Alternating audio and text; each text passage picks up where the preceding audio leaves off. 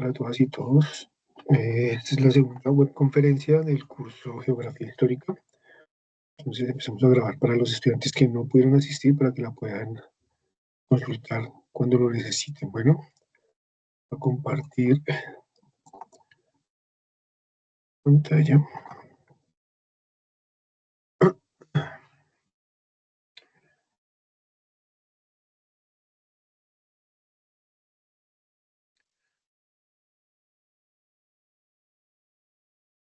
¿Están viendo la pantalla ahí?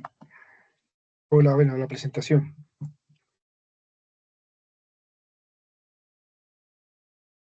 Sí, profe. Gracias, Luisa. Muchas gracias. Bueno, entonces empezamos. Bueno, ¿cuál es el objetivo de esta conferencia? Y la idea es empezar a mirar las posibles fuentes documentales que ustedes como futuros historiadores o como historiadores en formación pueden utilizar en el momento de hacer lo que es geografía histórica. Entonces, ese es el objetivo.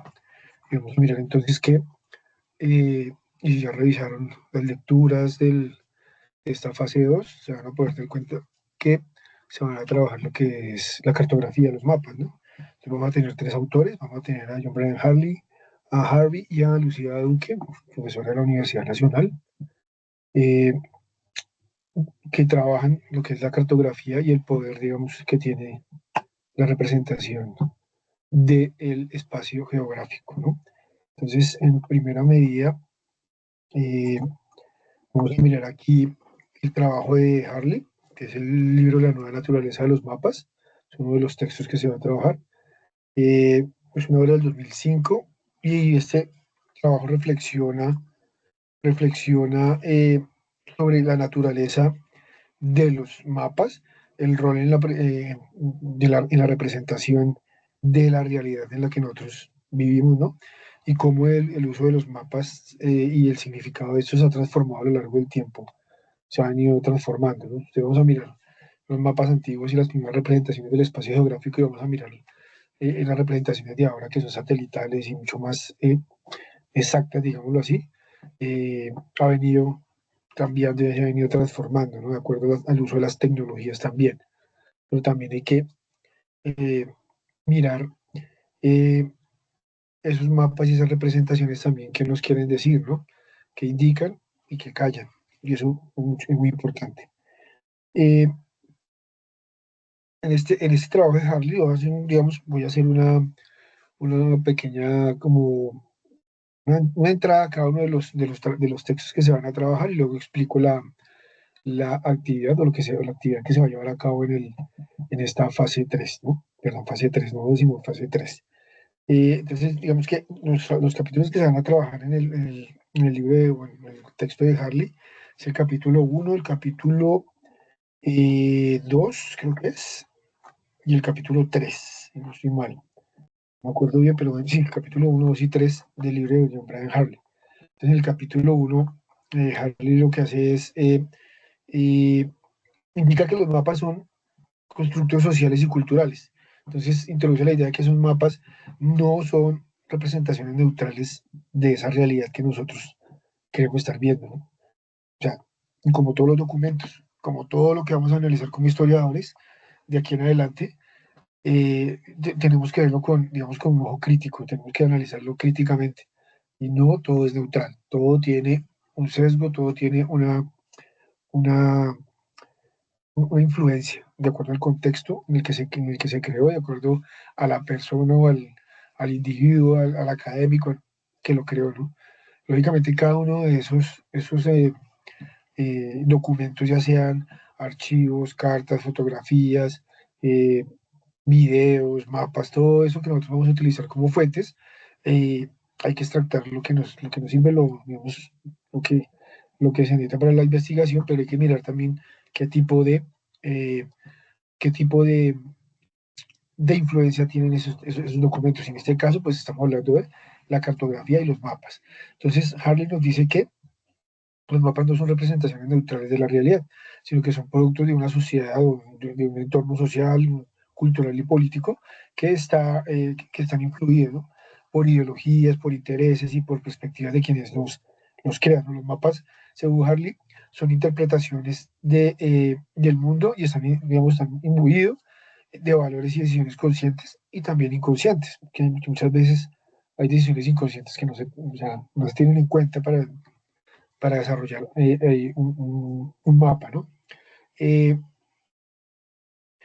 entonces, esas decisiones inconscientes, o conscientes o inconscientes, muchas veces son sobre lo que debe ser mostrado y lo que debe ser omitido. Entonces, hay cosas que se ven en los mapas y hay cosas que se omiten, o se hacen silencios. Eso se hace de manera consciente o de manera inconsciente. Entonces, todo eso es lo que toca analizar en un mapa o en una representación cartográfica. Eh, en el capítulo 2, digamos lo que los mapas como instrumentos de poder. En ese capítulo se profundiza en cómo los mapas han sido utilizados como instrumentos de poder a lo largo de la historia. Y Harley sostiene que los mapas no solo reflejan el mundo, sino que también participan en la creación de realidades sociales y políticas. Y lo podríamos estar viendo tanto en los mapas antiguos como en ese transcurso de la historia, cómo se ha venido desarrollando la cartografía en los mapas. Por ejemplo, esta diapositiva que ustedes están viendo ahí, ese mapa antiguo que es de, ay, no me acuerdo qué poco es este mapa, creo que es de 1540. Bueno, voy a hacer una pregunta para saber la fecha más o menos de ese mapa. ¿De qué fecha creen ustedes que es ese mapa, viendo lo que está representado ahí? ¿Cuál de ustedes me dice eso? Ok, yo creo que eso es antes de la conquista de América, ok. ¿Qué es ahí, en ese mapa antiguo que estamos mostrando, ahí en esa diapositiva? Pues yo veo que están todos los continentes juntos, o puede ser mucho antes de, pues no sé, de pronto de la teoría de Darwin, donde se dice que llegaron por el norte de América, pero no sé, cuando los continentes estaban juntos, antes de que se separaran, ¿no? Bueno, digamos que esa época que tú dices que es la Pangea, eso es muchísimos millones de años antes, es más, cuando estaban los dinosaurios. Entonces ellos creo que no tuvieron todavía en esa época en el que está hecho este mapa, no tenían todavía la idea de que existía, de que los continentes estaban todos unidos. Dime, Diego.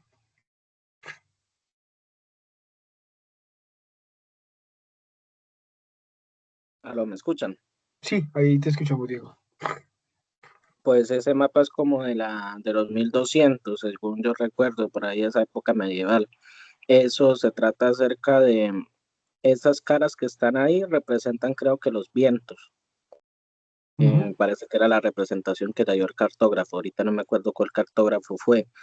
Eh, es de la Edad Media porque pues no se había descubierto América porque hasta allá están las columnas de Hércules, ¿no? Entonces, para allá, para adelante, decían que no había nada más. Está el mar Muerto y pues parte de África, parte, no está toda. Entonces, yo creo que 1200 por ahí, cuando estaba el imperio, los imperios, yo creo que esa fecha, 1200 1300 pues. Sí, estás más de lo cierto, digámoslo así.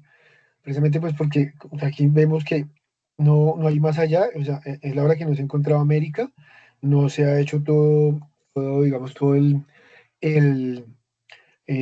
las expediciones que circundan lo que es África.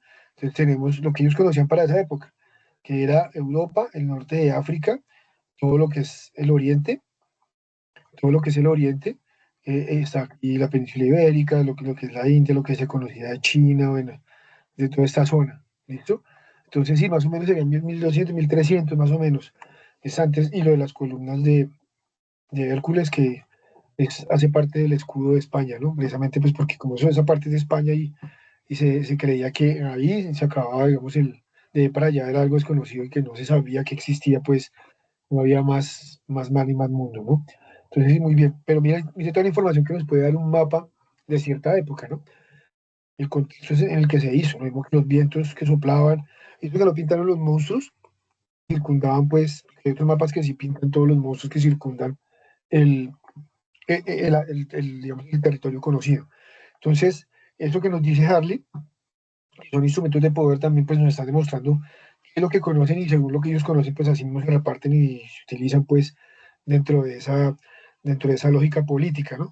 Eh, reflejan el mundo conocido hasta ese momento, pero no, digamos que durante ese periodo, algunos mapas fueron estas herramientas, digamos, importantes para la administración y el control de esos territorios así vastos que no se conocían. Eh, los mapas europeos sobre el Nuevo Mundo, en muchos casos, representaban no solo ese espacio físico, sino también las relaciones de dominación y posesión. Entonces vamos a ver más adelante muchos mapas cuando ya se ha encontrado América, esa manera de determinar la posesión sobre esos territorios. Y van a ver ustedes dentro de eso, esas representaciones, como ellos hacen unos mapas y parecen, eso son unas obras de arte prácticamente, porque los cartógrafos pintaban, pero sobre esos mapas no solamente pintaban los accidentes geográficos y lo que conocen, sino que también pintaban y hacían, pintaban otro tipo de cosas, como eh, la nobleza y todo lo que eh, hacía parte de, digamos, de esa administración política de los lugares que estaban dominando. Entonces pintaban muchos personajes políticos de la época, los representaban en los mapas y asimismo también iban dando nombres de acuerdo a cómo ellos creían que debería llamarse. Entonces, todo eso hace que se den esas relaciones de dominación y posesión. Entonces, eso también, digamos, lo trabaja Harley en ese libro. La otra, el capítulo 3, habla sobre la política de la representación cartográfica y él aborda ese concepto de política de la representación, como destacando que los mapas son esas construcciones que reflejan intereses y valores políticos específicos. Entonces pone que los mapas son seleccionados y diseñados de acuerdo con las ideologías dominantes y las relaciones de poder de cada época. Entonces, ahí también vamos a mirar qué tipo de relaciones de poder existían en ciertas épocas, de acuerdo a los mapas. Por eso les decía que muchos mapas, sobre todo los mapas de la época medieval, colonial, eh, hasta cuando ya empezaron a reproducir los mapas de manera digital, de acuerdo a fotografías satelitales y todo eso, los otros mapas tenían unas representaciones, digamos que eh, con un carácter político y que querían demostrar algo, ¿no? Como se lo acabo de decir, y de acuerdo a la ideología que estaba dominando en el momento. Entonces la representación cartográfica no es objetiva, sino también es impregnada por las intenciones de quienes producen los mapas. Entonces Harley también discute cómo los mapas pueden ser utilizados para justificar ciertos aspectos de la política como la expansión territorial, el control de recursos, la marginalización de grupos sociales, todo lo que implica eh, detentar el poder, ¿no? Eso en cuanto al trabajo de Harlem. Viene el discurso geográfico y cartográfico en Colombia, que esa es el artículo escrito por la profesora Lucía Duque, y en este es mucho más específico, digamos, el periodo y todo lo que se trabaja el espacio de la Nueva Granada y Venezuela entre 1830 y 1883, y en este Lucía Duque analiza cómo los discursos geográficos y cartográficos de Colombia eh, trabajan o se utilizan sobre la delimitación territorial con Venezuela. ¿Mm? Entonces, eh, durante ese periodo del 1830 a 1883, pues que es todo lo que es el periodo de posindependencia, todo lo que es la formación de lo que conocemos como Colombia, la desintegración o sea, la Gran Colombia, la desintegración de la Gran Colombia y lo que va quedando de esa desintegración. Entonces, digamos que se examina esa construcción del conocimiento geográfico y cartográfico como parte de un proceso de consolidación del Estado y de la nación. Entonces, digamos que ustedes saben cuáles son los elementos de un Estado, ¿no? Tiene que existir un territorio, una población, una constitución, unas leyes, y entonces que parte de esa construcción del Estado Nacional colombiano es digamos, el reconocimiento de los territorios físicos. Entonces se utiliza la Comisión Coreográfica para hacer todos esos reconocimientos, ¿no? Entonces aparece Agustín Codazzi haciendo todos los recorridos por los territorios de lo que es Colombia o lo que queda de Colombia en ese periodo, ¿no? Antes de empezar a perder territorios con los países vecinos. Entonces se hace una construcción del conocimiento geográfico y cartográfico para consolidar digamos, ese Estado nacional, ¿no? Eh, ese reconocimiento cartográfico se hace para qué? También digamos que para determinar fronteras con los vecinos. Entonces, si yo reconozco y sé que tengo, le voy a decir al vecino, por este paralelo, por este meridiano, está pasando, o por estas coordenadas, digamos, está pasando o es la frontera de nuestro país, digamos, de aquí para allá, ya es su país, bueno, en fin, ese tipo de reconocimientos también sirven para, si ustedes no conocen el espacio en el que se mueven, pues es muy difícil administrarlo, entonces lo primero que se debe hacer es reconocer el espacio para poder administrarlo, cosa que nos hizo muy bien, pues porque en estos momentos estamos, digamos, eh, tratando de solucionar eso que no se hizo en el principio de la época republicana, en el principio de lo que se conoce como Colombia, ¿no? Nunca se reconocieron los territorios nacionales como tal, sino que se hicieron algunos estudios, pero no totales, y es por eso que no sabemos cuáles son los territorios baldíos que tiene el país, cuáles territorios pertenecen a campesinos y cuáles territorios baldíos han sido tomados por grandes terratenientes que los han aprovechado, los han explotado, como han querido todos estos siglos, cuántas familias poseen, cuántas tierras. Entonces, parte del problema y el conflicto de Colombia proviene del problema de la tierra, por digamos, una desigualdad estructural que se ha venido, digamos, armando o creciendo año tras año desde la independencia del país, ¿no? Digamos que en el país, y eso lo vamos a ver más adelante, y es importante estudiarlo también, no solo en la historia, por eso existe esta disciplina que es la geografía histórica, y estamos viendo este curso para que ustedes lo tengan en cuenta. Después de la independencia, lo que se hizo fue los grandes terratenientes que se crearon desde esa época provienen de esos digamos, descendientes de los criollos que lideraron la independencia. Entonces vamos a encontrar familias que tenían terrenos o que les fueron dados los terrenos por participar y por ser criollos, gente importante en la época de la colonia, y se les fueron dados esos terrenos después de la independencia porque participaron en esa independencia. Otros son, digamos, españoles, muchos españoles que se quedaron aquí en el territorio, detentando todas esas tierras que alguna vez tuvieron, ¿no? Entonces, finalmente la independencia terminó siendo para las grandes élites, pero no para digamos que no para las bases del país, que eran los esclavos, y más, los indígenas perdieron territorios que fueron reconocidos por el rey, como mientras existía la colonia, territorios que fueron reconocidos por el rey a través de cédulas reales, bueno, todo ese tipo de cosas, se perdieron con la independencia porque finalmente estos criollos terminaron repartiendo territorios que finalmente no les pertenecen a ellos, pero porque como fueron los vencedores escriben la historia, entonces ellos determinaron que ciertos territorios debían pertenecer a ciertas familias, ¿no? Entonces, todo eso fue creciendo y fue creciendo y fue eh, alimentando ese conflicto que tenemos hasta el día de hoy en Colombia.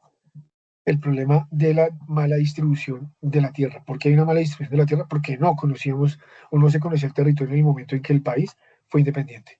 ¿Listo? Entonces, y ya es muy complicado, o sea, se puede llegar a hacer, pero es muy complicado eh, poder dar una solución a todo esto que se ha venido presentando durante 210 años.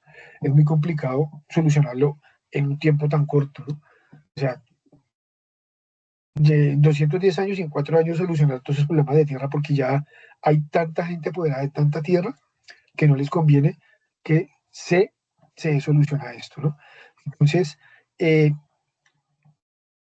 es importante conocer el territorio para poder administrar.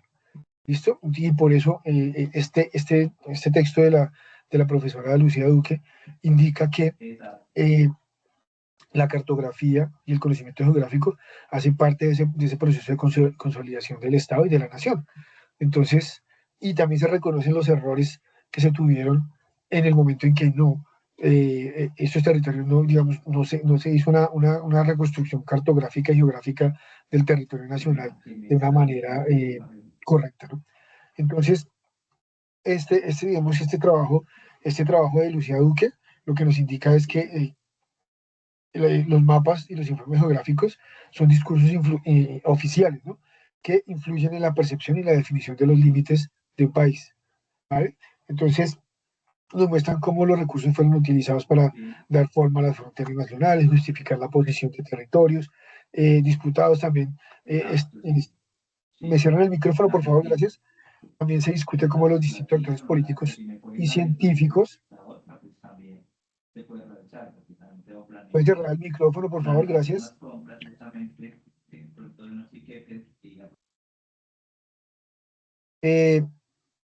Como los distintos actores científicos y políticos influyeron en esa toma de decisiones. Entonces, este es otro de los artículos que se pueden trabajar, que ustedes pueden trabajar o que pueden encontrar para trabajar su reseña en esta fase, ¿no? El otro que tenemos es el papel de la cultura y el espacio en la nueva geografía del capitalismo. Entonces, en es un trabajo de David Harvey, el libro de la condición de la posmodernidad, se llama este libro, ¿no? Y es clave, y es muy clave también para comprender los cambios culturales, sociales y económicos ocurridos en la segunda mitad del siglo XX. ¿Qué cambios? Entonces, la idea es mirar esa transición de la modernidad a la posmodernidad. Entonces, se van a trabajar 4 capítulos, del 14 al 18, ¿no? De este libro. No se va a trabajar todo el libro, pues porque lógicamente es muy, muy extenso para que ustedes lo lean y hagan su reseña, ¿no? Entonces, en el capítulo 14 se habla de la crisis del proyecto moderno. Y en este capítulo Jaime analiza, él analiza la crisis de los proyectos modernistas y las estructuras de poder que dominaron el mundo occidental durante el siglo XIX y el siglo XX.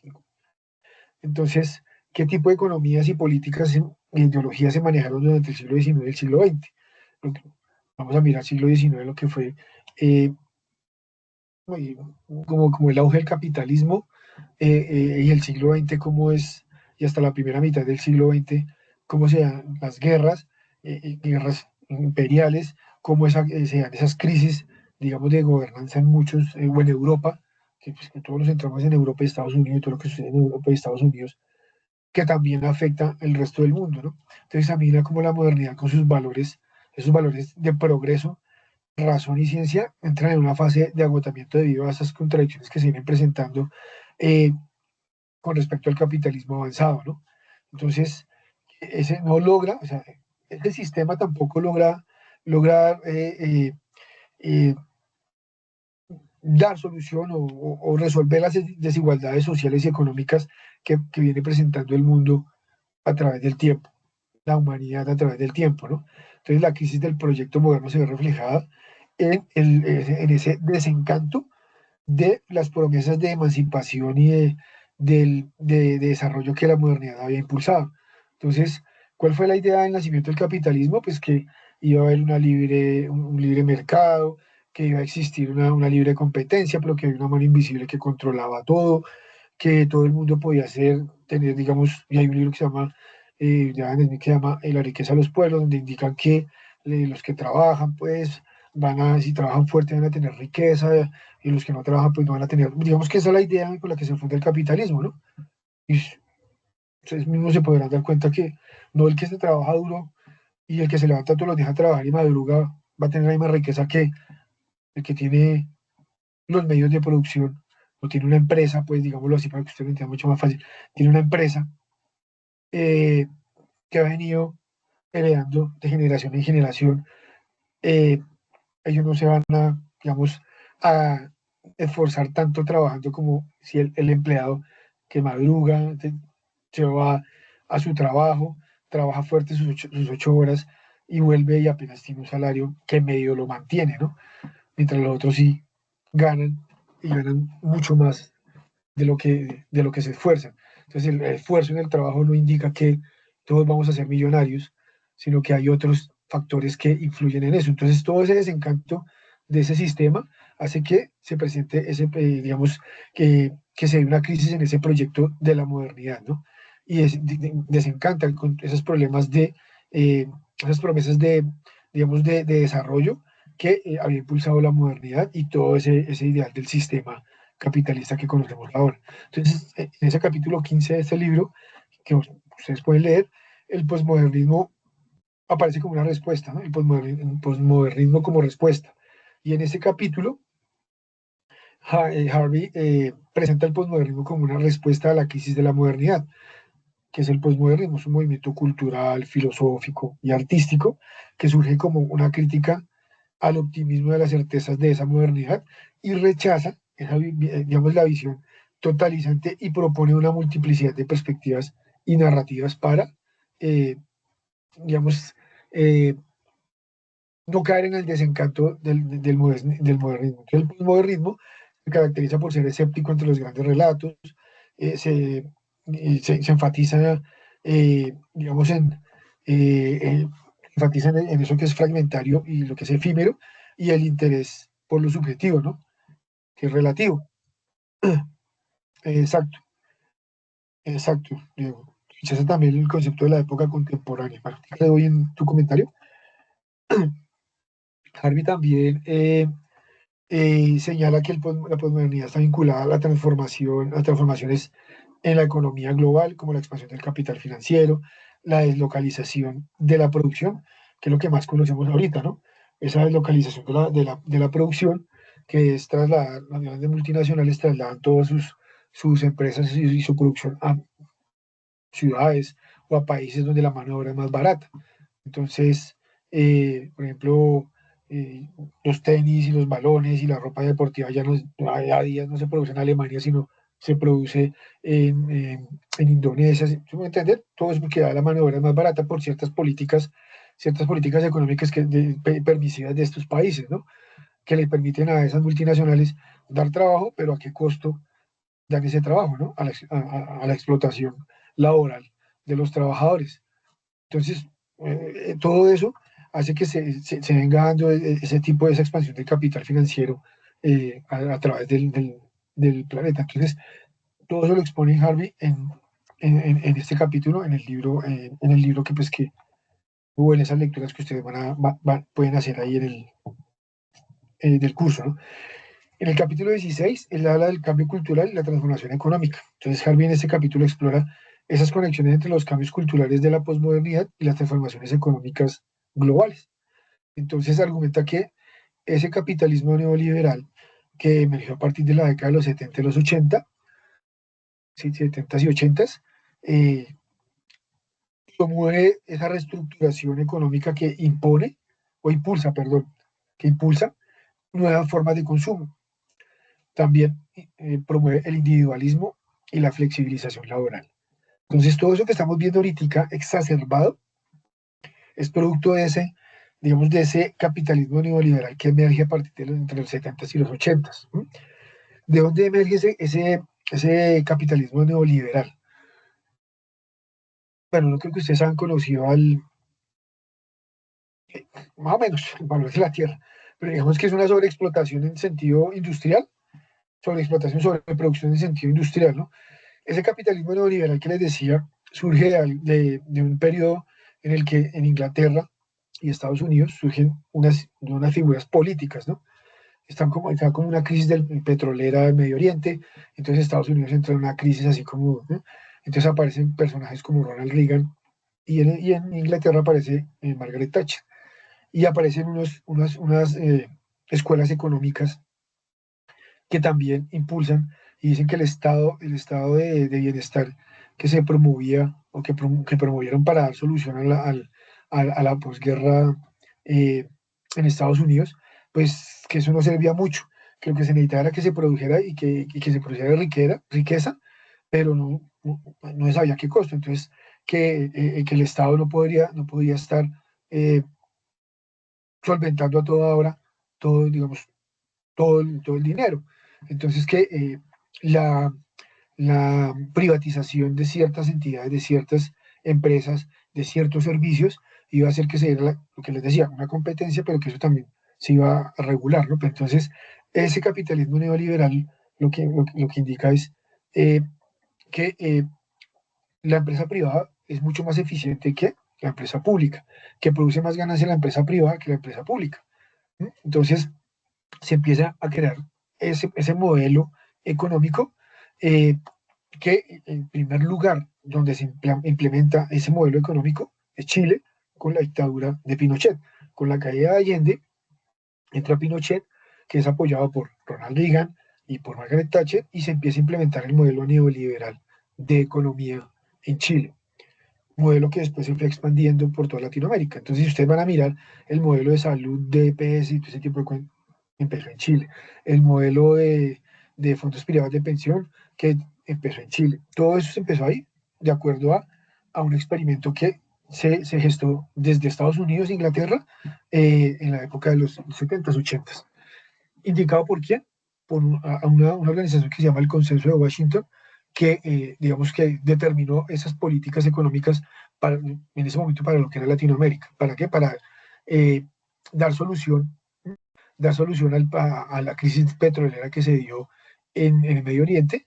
Entonces, muchos países, digamos que estaban endeudados, o sea, su economía no estaba muy bien, entonces existía algo que era el Fondo Monetario Internacional que prestaba plata. Entonces, para prestarle plata a los países de Latinoamérica, eh, el Fondo Monetario Internacional acudía al consenso de Washington que dictaba las políticas. Entonces tenía que ceñirse, esos países tenían que ceñirse a ciertas normas o seguir ciertas normas económicas para poder recibir esos préstamos del Fondo Monetario Internacional. Esos préstamos son lo que conocemos como la deuda externa de cada país, ¿no? Entonces, esos préstamos eran dados si el país se acogía a ciertas normas. Ciertas normas es privatización de servicios públicos, no se trabajaba tanto en lo que era, digamos, ayuda social o invertir en proyectos sociales, sino era la privatización de todo. Entonces se empezó a privatizar la salud, la educación, bueno, en fin, en algunos países no se hizo del todo, pero la mayoría empezó a funcionar así, privatización de todos los servicios, ¿no? Educación, salud, bienestar se acabó, bueno, en fin, todo lo que era ayudas y, y educación pública, salud pública, todo eso empezó a tener un detrimento, ¿no? No se financiaba, o sea, no se acababa de tajo, pero sí se dejaba desfinanciar para que colapsara y tuviera que acabarse, ¿no? Y así, digamos, empezó a funcionar en todos los países. Aquí, digamos que en Colombia la lucha ha sido, ¿no? Pero en la mayoría de países siempre se ha buscado eso de acuerdo a lo que dicta Estados Unidos. Entonces, eso lo explica Harvey en este capítulo, lo explica y habla del capitalismo neoliberal y impulsa esas nuevas formas de consumo. Entonces, lo que es la producción y la superproducción de productos para, digamos, hacer que la gente compre. Entonces, la gente empieza a endeudar para comprar por una sobreproducción. Y entonces el consumo se da, y ustedes se han dado cuenta. Entonces empiezan a sacar promociones de que compren televisores, compren zapatos, y se hace una sobreproducción, y así se produce un consumo masivo. Y entonces la idea es que si hay un consumo masivo, entonces las fábricas se mueven y todo el mundo compra, y entonces la economía crece, pero no siempre pasa así. ¿Por qué? Porque digamos que eh, cuando no se gana bien, pues no todo el tiempo se mantiene esa compra. Entonces la gente, pues para mantener ese consumo se endeuda como pidiendo préstamos a los bancos. Entonces terminan endeudados para comprar, y hay momentos en los que ya digamos, no pueden pagar esos préstamos que adquieren, y terminan entregando lo que tienen. Por ejemplo, la mayoría de veces entregan lo único que tienen, que son sus casas, terminan endeudados, terminan muchos hasta presos, pues porque no, digamos que no tienen cómo pagar ese sobreendeudamiento que mantienen. Entonces la única manera de poder medio sobrevivir y poder medio pagar es trabajar en lo que salga. Entonces por eso se da esa flexibilización laboral. Si usted le dan un trabajo en el que le pagan por horas, o un trabajo donde le pagan lo mínimo pero le están pagando algo, usted pues va a trabajar y se va a aguantar digamos que todas las eh, no garantías que le puede presentar ese trabajo. Trabajar más de las horas que se tiene estipuladas en las leyes laborales, trabajar digamos, sin unas prestaciones, sin unas herramientas o unos elementos pues, para desarrollar su trabajo como debe ser. Entonces todo eso se va presentando, esa flexibilización laboral se va presentando, y asimismo digamos que ese capitalismo neoliberal también trabaja de manera ideológica. Entonces siempre están mostrando que usted puede salir o sobresalir o mostrarse más que los demás. Entonces crea un individualismo. ¿Listo? Crean un individualismo ¿para qué? Para que, o sea, fragmentar los colectivos que han venido luchando durante tantos años por derechos y también, en dado caso, si hay que exigir algún tipo de derecho, pues la gente está desunida. Eso es lo que ha sucedido a través de, digamos, de más o menos de los 70s, 80s que se vino implementando este tipo de política económica que también viene a ser una política social y una ideología, ¿no? Entonces, esa reestructuración económica promueve todo esto y se reconfigura la economía global. También da digamos, unas nuevas representaciones culturales. Eh, digamos que prevalece lo efímero y ustedes se dan cuenta cada vez ahí sale alguien o sale algo, algún tipo de idea cultural, dura un poco y se desaparece. No era como antes que una idea, un baile, una canción, un artista duraba mucho tiempo. Ahorita los artistas suben y bajan o aparecen y desaparecen de una manera rapidísima. Entonces se le da como, digamos, importancia a eso efímero, lo que aparece, a lo superficial, a la simulación digamos, de elementos que convirtieron elementos culturales lo convirtieron en dominantes de acuerdo a lo que se necesita para dominar no ideologías, sino colectivos, ¿no? Cuando quieren dominar gente, utilizan la cultura también para esto. Entonces, si ustedes pueden leer ese libro es muy interesante, el de Harvey, y donde nos muestran cómo el papel de la cultura y el espacio eh, influyen en esa geografía del capitalismo. Eh, en el capítulo 17 de ese libro, El espacio-tiempo, en la posmodernidad, Harvey lo que hace es abordar cómo el concepto de espacio-tiempo cambia de acuerdo a la posmodernidad. Entonces, lo que hace es decantar para, digamos, entender, comprender el espacio y el tiempo como una de las características más importantes de la era contemporánea.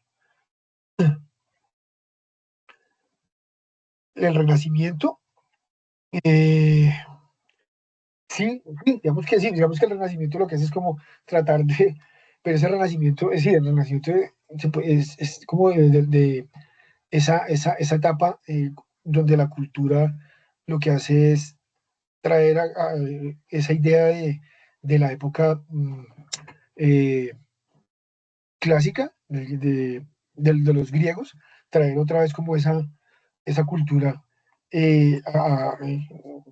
digamos que vuelvan a ser, digamos, se puede decir que sí, pero la idea es que, la idea es que, ¿qué? La idea es que eh,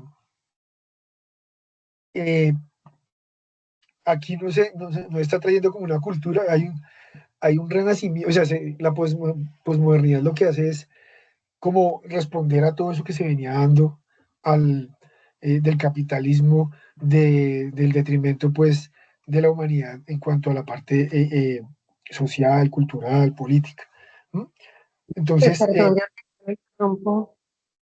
Me refiero a eso porque he escuchado o alguna vez escuché que, por ejemplo, todo lo que era el tema como artístico, cultural, como que trataban de, como usted lo mismo lo decía, como de manipular a través como del tema artístico, cultural, como ciertos acontecimientos pues en la línea de tiempo como en la historia, ¿cierto? Como las guerras, como las revoluciones, como que hacían parte como que la cultura, el arte, todo lo que era como cultura, los artistas como tal como que trataban de desviar un poquito la atención, supongo yo, como ante las problemáticas. Eso es más o menos como lo que, a sí, lo que me sí, refiero. exacto, en eso tienes razón. La idea es como distraer la atención, sino que esto que se asemeja en ciertas partes, pero también se utiliza como, porque si vamos a mirar, hay muchas de las cosas, y hasta ahora, no habíamos caído en la cuenta que, eh, por ejemplo, Estados Unidos ¿cuál ha sido la manera más fácil de dominar de Estados Unidos? Aparte, pues, digamos, de la parte económica y de la parte militar. Todos, y ustedes, no sé si lo han visto una película que se llama Parásitos. En esa película, ustedes se dan cuenta, es una película creada en Corea, es Corea del Sur, que es la Corea libre, que es la capitalista.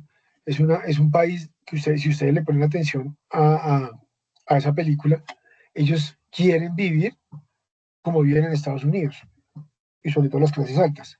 Entonces, ¿cuál ha sido la mejor arma que ha tenido Estados Unidos, aparte de influir en la política de los países, de invadir países y de utilizar su fuerza y su dinero como potencia? Pues ha sido Hollywood, que nos ha vendido la forma de vivir de ellos como la forma en que tenemos que vivir todos. Y dentro de eso que nos vende Hollywood, eh, ellos nos han vendido también y nos han normalizado muchas prácticas que en estos momentos para nosotros nos escandalizan, pero si nos vamos a dar cuenta, se han normalizado. Muchas películas nos han dicho cosas que supuestamente van a suceder o que son utopías o que son, eh, por ejemplo, cosas que uno diría, "Ay, pero no, bueno, al fin es película, ¿no?". Pero cosas, por ejemplo, no sé si ustedes han visto el caso de Epstein y todo lo que se ha presentado alrededor de eso. Hay películas que lo han mostrado desde hace años. Entonces nos han normalizado todo ese tipo de situaciones para que uno diga, no, pues es que igual, pues uno ya lo ve como tan natural viéndolo en películas, hasta en Disney, digámoslo así, lo han utilizado como no para normalizar digamos, muchas prácticas de esta potencia, ¿no?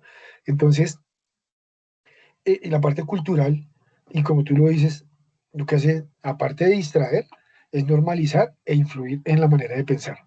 Entonces, todos queremos vivir al estilo estadounidense. Todos buscamos, no todos queremos ir a Estados Unidos, pero la mayoría de gente quiere ir a vivir a Estados Unidos para vivir como viven los estadounidenses. Ojo, estadounidenses.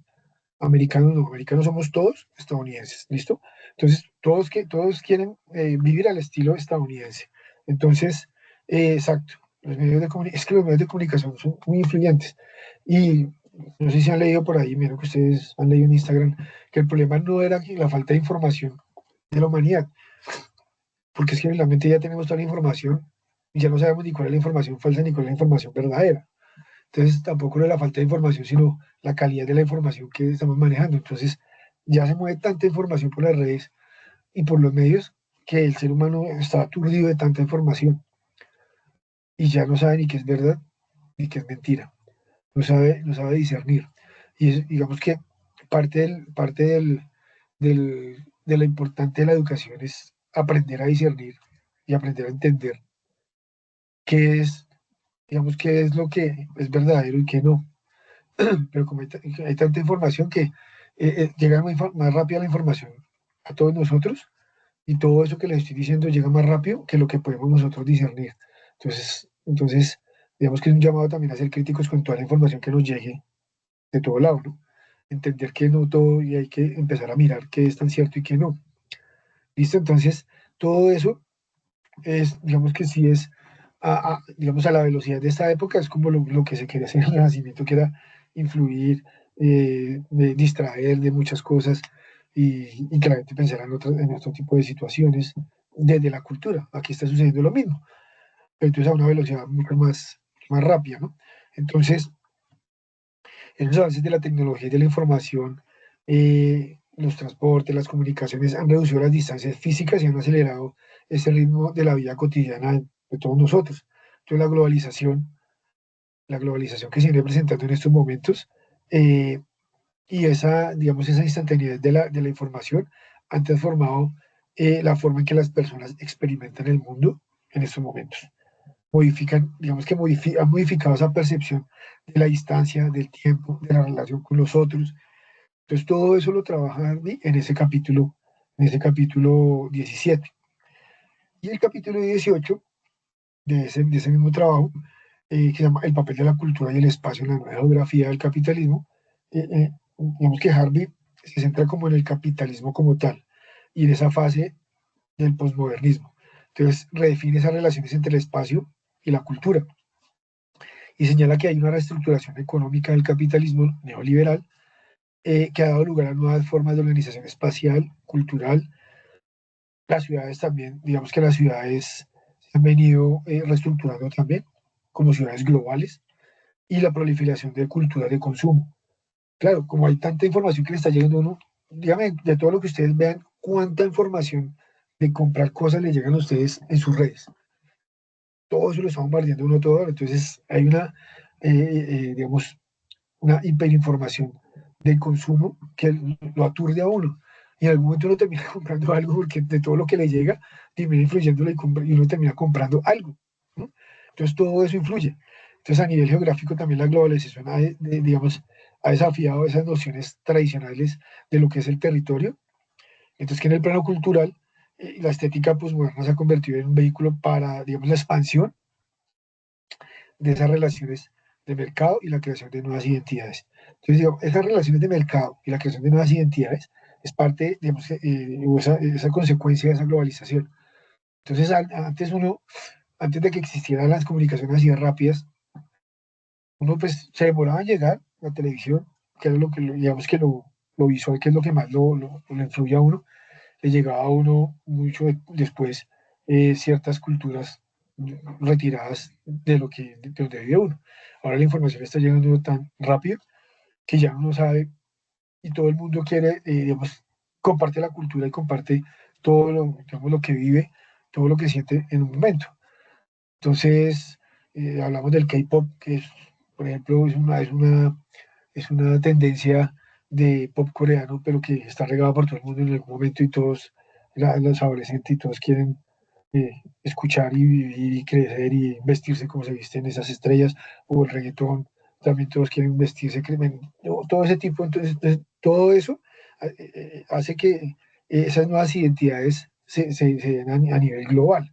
Entonces ya no podemos hablar de una identidad, se mantienen, pero no se puede hablar de una identidad de cada lugar, porque ya todo está tan, digamos que está tan imbuido por las redes y por toda la información que le llega, que ya no hay identidades, ya no hay identidades mm, segmentadas. Entonces se puede hablar de una aculturación. Entonces ya todos queremos vivir como les decía, entonces todos queremos vivir y vestirnos como se visten los estadounidenses. Pero entonces, si uno mira a los estadounidenses cómo se visten y se visten en Europa, entonces todos se visten igual, utilizan ciertas todo eso es lo que nos ha venido influenciando, ¿no? Listo, entonces, esas son, digamos, las tres lecturas que se pueden trabajar. Entonces tenemos a Harvey, a Harley y a Lucía Duque. Digamos que Harley trabaja, entonces, como les decía, trabaja el poder de la representación, los mapas, la cartografía y cómo esos traen, digamos, unos discursos inmersos en esas representaciones cartográficas a través de la historia. Igual se ha venido eh, influyendo, digamos, en la representación geográfica del espacio, ¿no? En las cartografías. Y asimismo, eh, el discurso geográfico cartográfico ya digamos más específico en lo que es Colombia, que es de Lucía Duque, y cómo el discurso geográfico, la reconstrucción del espacio geográfico influye y es importante para digamos que para la conformación de un Estado y de una nación. El reconocer unas fronteras y el reconocer un espacio para un país, digamos, es lo que es uno de los elementos para la creación o la construcción de un Estado nacional. Y por último tenemos el papel de la cultura y el espacio en la nueva geografía del capitalismo, que es de Harvey.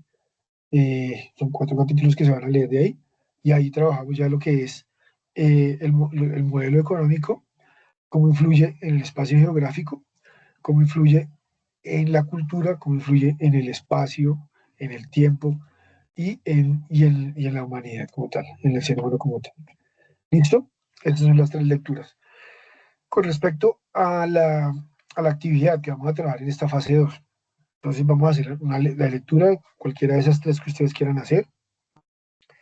Eh, Escogen una, siempre, para que quede claro, van a hacer una reseña de una de esas lecturas ¿listo? Una reseña, la cual van a compartir en el foro, pero por favor compartan lo más temprano posible con eso, yo les puedo alimentar, sus compañeros pueden leer, porque es que cuando las comparten a último momento, pues es muy complicado alimentar esas reseñas, ¿listo? Y así mismo que sus compañeros puedan, digamos, emitir su comentario, su opinión de esas reseñas, ¿listo?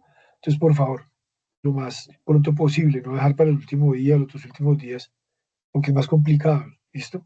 Y así mismo yo tampoco yo todo el tiempo estuve revisando y por eso les mandaba mensajes y todo, pues porque yo no han participado en el foro, entonces necesito que participen para poder alimentar sus reseñas, para poder recibirlo, en fin, ¿listo? En el foro anterior, desde la fase pasada, yo les compartí pues, la infografía de la reseña, ustedes la pueden descargar pues para tenerla ahí, mirar cómo hacer una reseña, ¿listo? Eh, ya el foro está habilitado para esta fase 3, entonces para que lo tengan en cuenta. Aparte de la reseña, que ustedes realizan la lectura, hacen la reseña, la comparten en el foro, van a hacer para entregar en en el entorno de evaluación, van a entregar un documento donde esté eh, la portada como tal, van a hacer van a entregar, digamos, la socialización de la reseña en el foro y van a hacer una infografía que va a contener esa infografía. Hay unas preguntas orientadoras, entonces con base en esas preguntas orientadoras que van a responder ustedes, eh, digamos que con qué documento van a responder ustedes esas preguntas orientadoras, pues con base en el documento que ustedes reseñaron, ¿listo? Entonces yo me leí el de Harvey, voy a responder las preguntas orientadoras de acuerdo a lo que vi en el documento de Harvey y voy a hacer una infografía dando respuesta a esas preguntas orientadoras del documento de Harvey en la infografía. Y vamos a montar, ya sea montar el link para poderlo ver, pero que se pueda abrir, por favor. Ustedes van a comprobar de que se puede abrir sin necesidad de que, o sea, de que necesite autorización o algo, que sea público, porque es que me ha pasado muchas veces que voy a abrir y no me deja abrir porque no hay autorización para descargar o para ver la infografía. Y si no, pues la descargan ustedes en PNG o JPG y la pegan ahí en el documento.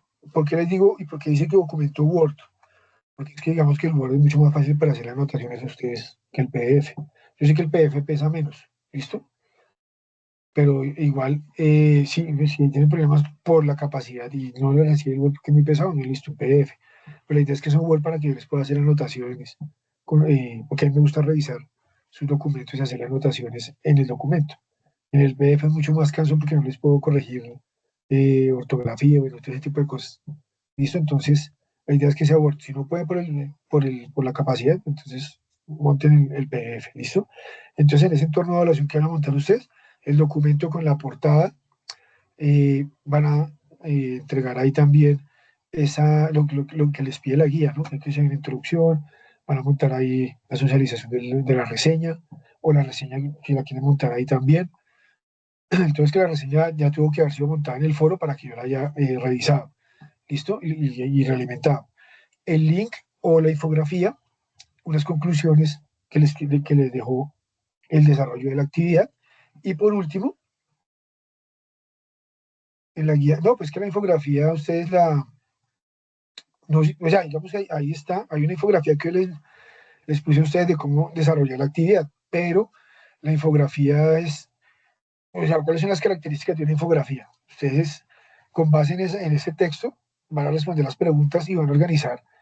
La infografía es mucho más gráfica que, que información escrita, ¿no? Entonces, hay unas plantillas que ustedes van a ver en Canva, bueno, ya me acuerdo las otras plataformas que ya tienen, digamos, esas plantillas, no digo que ustedes metan la información, pero no metan tanto texto, por favor, porque es que la infografía, la idea es que sea impactante por las imágenes y la información, digamos, sintética, pero importante que ustedes coloquen. ¿Listo? La infografía también tiene datos duros. ¿Cuáles son los datos duros? Cifras. Eh, también contienen gráficas. ¿Listo? Entonces, si ustedes revisan infografía, se van a dar cuenta que la infografía casi no tiene texto, tiene mucho más, exactamente, es una información gráfica. Pues se llama infografía, porque la idea es que ustedes sinteticen las ideas o lo que ustedes van a escribir de manera corta. ¿Listo? Igual, hay una, hay infografías que se pueden hacer a través de la IA. ¿Sí? Pero ustedes para que esa infografía salga bien, tienen que darle una buena directriz pues a esa IA para que la infografía salga bien. ¿Listo? Entonces, tienen que leer, tienen que responder, tienen que hacer la reseña, tienen que responder las preguntas orientadoras para que la infografía salga de una manera agradable y que se pueda calificar de una manera correcta, ¿no? Entonces, no es una cantidad de texto ni nada de eso, sino, ahora, si lo van a hacer de acuerdo a las plantillas de Canva y eso también, igual, tienen que leer, tienen que sintetizar la información que quieren ustedes trabajar ahí en la infografía, ¿no? Y cargan ese documento, pues, en la fecha estipulada. ¿Listo? Estas son las referencias, la foto que ustedes vieron ahí. Ustedes pueden consultar a este fotógrafo, se llama Rómulo Barato, que hace fotografías aéreas y muestra desigualdades sociales en el espacio urbano. Esa que ustedes vieron anteriormente, esta acá, es de la Ciudad de México, un barrio de clase alta y un barrio de clase baja, en un mismo espacio dividido, ¿no? Entonces, a este Roberto Barato le encanta, Rómulo Barato le encanta sacar ese tipo de fotos aéreas mostrando la desigualdad social en las diferentes urbes mundiales. ¿Listo? Entonces, no sé si tienen preguntas, dudas con respecto a lo que hablamos el día o lo que se expuso el día de hoy. La idea era eh,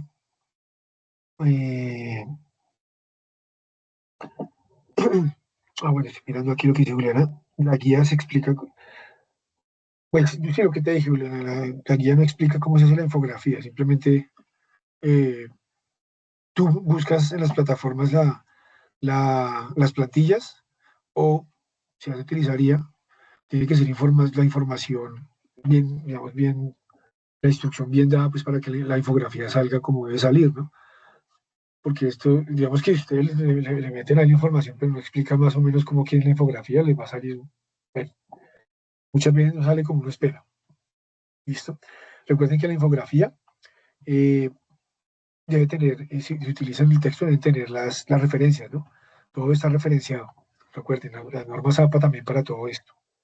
¿Listo? Eso en lo que respecta a geografía histórica. Bueno, ya ustedes les compartí en el chat, que sería chévere que lo revisaran, no sé si lo revisan, el chat de Teams, les compartí, bueno, y en el correo creo que también, la invitación a los CIPAS. ¿Los CIPAS qué son? Los CIPAS son, digamos, esos encuentros en los cuales nosotros pues, se va a trabajar un tema, se va a profundizar en uno de los temas que se trabaja en el curso. ¿Listo? Esos CIPAS, ustedes les debe aparecer, y ahí está en el video, en el tutorial que les envié, cómo inscribirse en esos CIPAS para estos periodos intermedios o intersemestrales, que son más cortos, solo hay 2. Y hay una sesión y hay una réplica. Entonces, mañana tenemos la primera sesión y la réplica la tenemos de esa sesión, la réplica de la primera sesión la tenemos el día lunes a las 5 de la tarde. Entonces, la primera sesión la tenemos mañana jueves 2 de abril a las 6 de la tarde. ¿Listo? Y la réplica, que es la misma sesión primera, pero repetida para los que no pudieron estar en la sesión, el día lunes a las 5 de la tarde. ¿Listo? Ustedes se inscriben a través de la plataforma, ya están ofertados, digamos, esos CIPAS. Entonces, cada uno de esos vale 25 puntos. Esos puntos, digamos que se le van a sumar a la nota que se saquen ustedes en el curso entregando sus trabajos. ¿Listo? Entonces como son 4, digamos que son 4 sesiones, son 2 principales y 2 réplicas, cada una vale 25 puntos para completar 50 puntos. Si ustedes asisten a las 2 sesiones, van a tener 50 puntos. O a una réplica de una sesión van a tener 50 puntos. O a las 2 réplicas van a tener 50 puntos. ¿Listo? Entonces ustedes se inscriben, asisten, y cuando asistan, llenan la asistencia para poder sumarle los puntos. porque cuando ustedes no, digamos, no llenan la asistencia, es como si no hubieran asistido y pierden ese puntaje. ¿Listo? Entonces, ¿qué es lo que se trabaja ahí? Lo que les decía, se profundiza en un tema de los que vamos, de los que estamos trabajando en el curso. Entonces, aquí yo trabajé 3 lecturas. De esas 3 lecturas ya se profundiza en el tema que vamos a ver más adelante.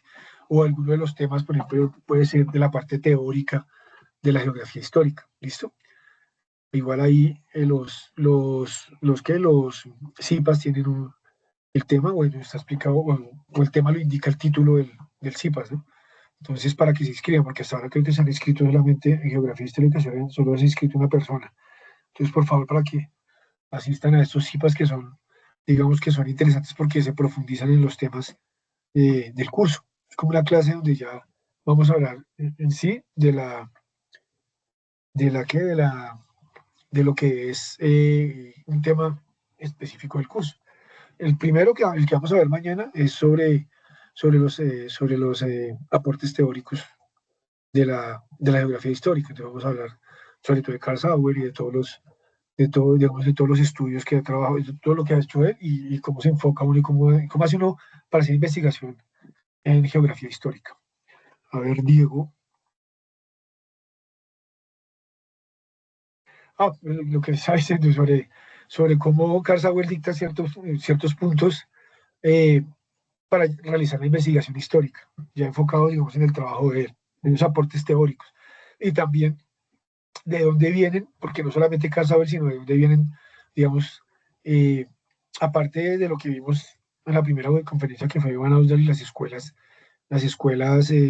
o la escuela estadounidense y las 3 etapas, ahí ya hablamos de las otras escuelas que se dieron en el mundo, pues, en cuanto al estudio de la geografía histórica y qué teóricos trabajaron y qué teóricos, digamos, fueron los fundadores y aportaron, digamos, a esa fundación de la geografía histórica como una disciplina. ¿Listo? Eso es lo que vamos a profundizar en ese primer CIPAS. ¿Vale? Entonces, no sé si tienen dudas, preguntas.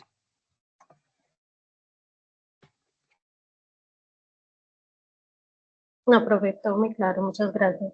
Vale, igual. Entonces, pues respecto a eso no, pero sí la pregunta acerca de lo que estaba hablando de la lectura del papel y cultura, ahí también se relaciona que lo que le decía acerca del valor de la tierra de acuerdo al entorno, porque eso ya es de neoliberalismo, ¿no? Por ejemplo, un barrio en donde solamente es un barrio así con casas, pues la tierra vale diferente a un barrio donde hay cerca un centro comercial o un hospital, eso es Sí, nuevo, digamos, de ese siglo XX, sí, ese capitalismo.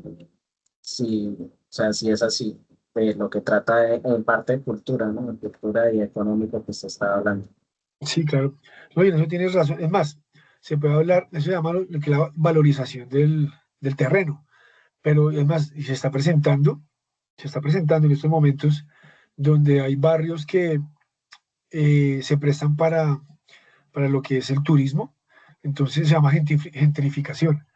Digamos que se empiezan a, a focalizar en el turismo nacional, sí, nacional e internacional, digamos así, pero digamos, prestan ciertos servicios, por ejemplo, de restaurantes de cierta categoría, se organiza el espacio del barrio, pues, cosa de que la gente vaya y asimismo, digamos que la gente empieza a comprar eh, las casas, las empieza a organizar negocios prestigiosos, pero ¿qué sucede con esa gentrificación?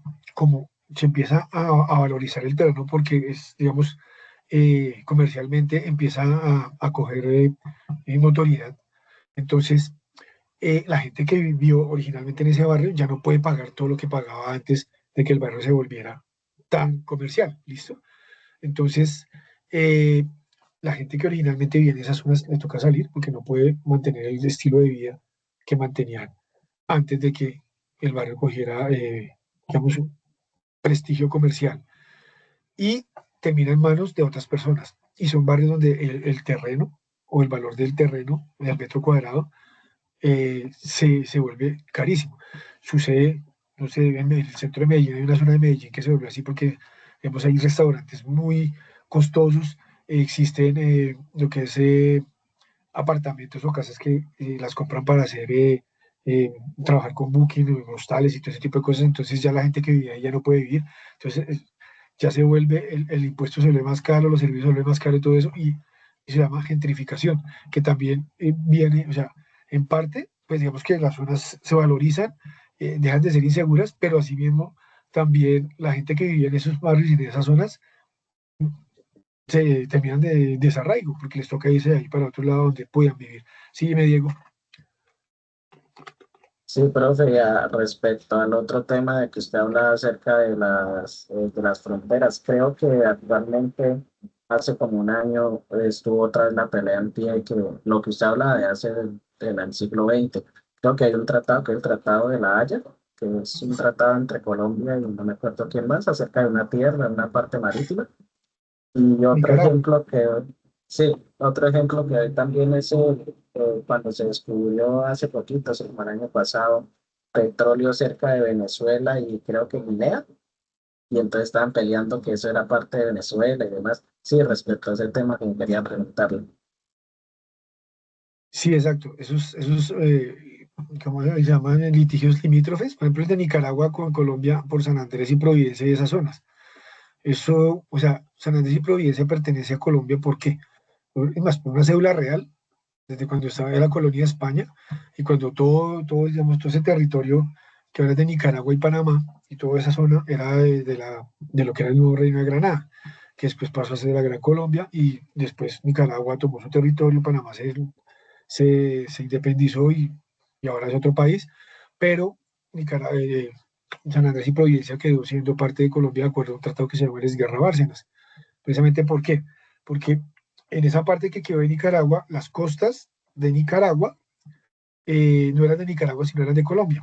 Y estaban las islas ahí, entonces, que eran de Nicaragua. Entonces lo que hicieron fue cambiamos las costas de Nicaragua sobre el Océano Atlántico o sobre el Mar Caribe, y nosotros quedamos con las islas. Y ese tratado se llama Guerra Bárcenas y se firmó pues internacionalmente, pero Nicaragua después empezó otra vez a pelear que porque si hace parte del mar territorial de Nicaragua, porque San Andrés y Providencia no es de ellos, pues porque hay un tratado que se firmó, digamos, como dando solución a ese litigio y dándole costas a Nicaragua, que eran de Colombia, para quedarnos nosotros con esas islas. Entonces, ese tipo de fronteras, todo eso se arregla de acuerdo a ese estudio de la cartografía, de la geografía, bueno, todo ese tipo de cosas, pero también hay que mirar, eh, digamos, temas políticos y temas legales internacionales, pues para darle solución a eso.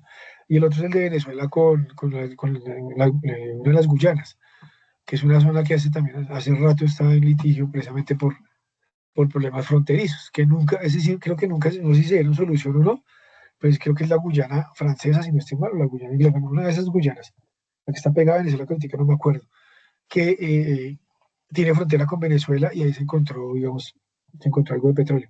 Lo mismo que también con Venezuela, en alguna época tuvimos unos litigios y unos problemas que llegaron casi a estar a punto de desatar una guerra entre Colombia y Venezuela por unos territorios en el Golfo de Maracaibo y en esa zona de La Guajira, y eso precisamente también por no determinar unas fronteras. Entonces, ese trabajo cartográfico y de los mapas también es importante para trabajar ese tipo de temas. ¿Mm? ¿Listo? Listo, Bueno, gracias, profe. Claro, claro, listo, muy claro. listo, Diego. Vale, muchas gracias a todos ustedes. Entonces nos vemos mañana en el CIPAS a las 6 de la tarde. Y no se les olvide inscribirse. Y cuando estén en el CIPAS ya, pues, igual yo les recuerdo la asistencia para que aparezcan ahí y queden sus puntos. ¿Listo? Entonces mañana nos vemos. Que tengan buena tarde, que estén muy bien. Gracias. Chao, Chao, profe. Hasta luego, compañeros. hasta luego. Hasta luego.